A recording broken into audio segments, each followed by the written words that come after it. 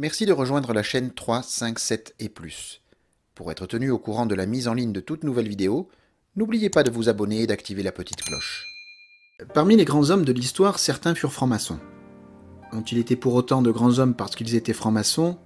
Évidemment non. Il suffit par exemple de songer à Voltaire, initié en 1778, au crépuscule d'une vie bien remplie, au sein de la loge Les Neuf Sœurs à l'Orient de Paris, ou bien à Winston Churchill, initié en 1901 au sein de la loge Studholme 1591 à l'Orient de Londres, qu'il fréquenta épisodiquement. Il est fort probable que ces deux hommes avaient déjà des prédispositions hors du commun. Ils avaient probablement une passion, un feu intérieur, un désir irrépressible d'être les acteurs conscients de leur vie, ainsi qu'une volonté de travailler à l'avènement d'une humanité meilleure et plus éclairée. Néanmoins, la franc-maçonnerie a quand même fait partie de leur vie à un moment donné, et leur nom y sera associé pour l'éternité.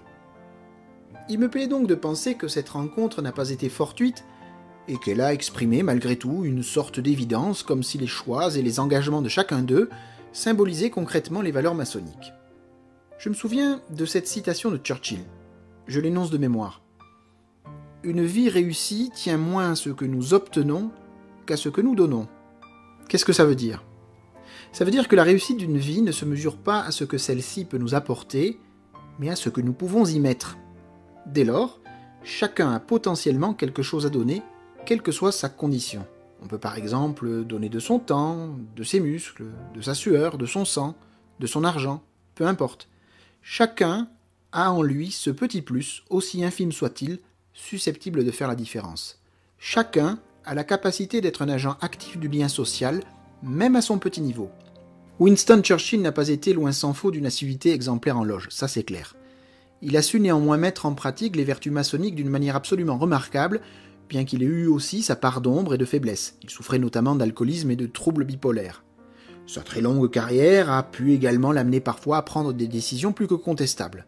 Il n'en demeure pas moins un des grands hommes du XXe siècle et un des artisans de la victoire contre le fascisme et le nazisme.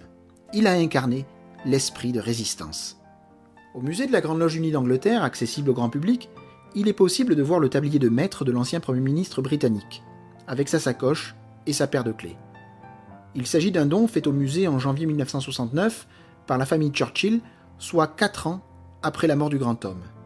J'imagine que si ce tablier n'avait eu aucune espèce de valeur à ses yeux, jamais il ne l'aurait conservé dans ses affaires personnelles depuis 1902.